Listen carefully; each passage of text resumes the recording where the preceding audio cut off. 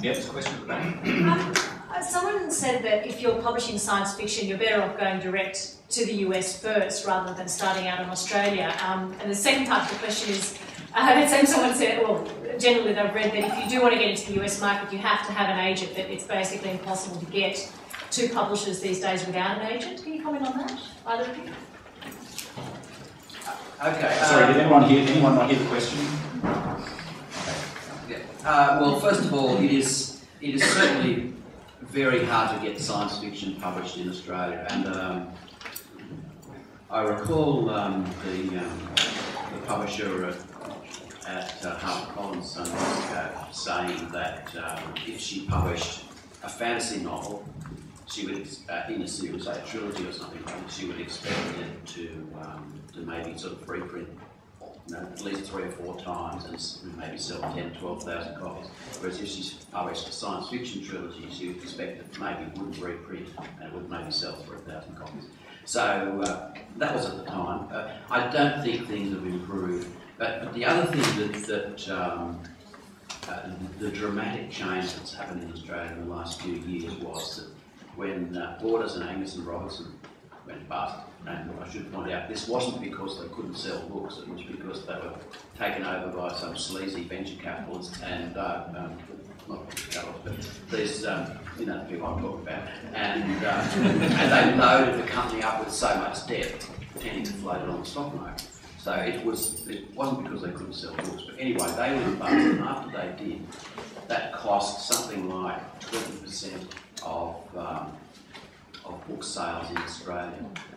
But as far as the science fiction and fantasy market is concerned, it was more than 40%. So sales dropped by 40% after those two book chains went bust, whenever it was 18 months ago, 2 years ago. And I know this because 2 separate publishers have told me that. And I don't think that slack has ever really been picked up. I mean, you would think that the other book chains would immediately order a lot more of these particular science fiction and fantasy titles, simply because they knew that there were all these readers out there that wanted to read them. But hey, they didn't.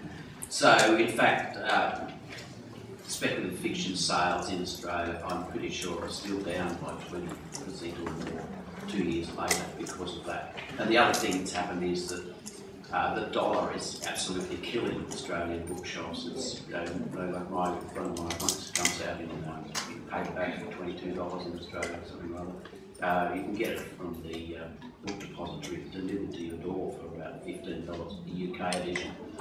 And so that's killing it. And also ebooks. So Australian bookshops are slowly dying, as I guess it's fairly obvious. And I've forgotten what the second part of the question, but I'm sure it's I mean, I'm not an expert in science fiction as opposed to sort of speculative fiction broadly. I think I repeat what I said before, which is if a book's good enough, someone will take it. You know, that would be my thing, would be people need to, writers need to concentrate on polishing and getting what they've written up to the, you know, the absolute top standard, and then, you know, then and only then send it out into the world.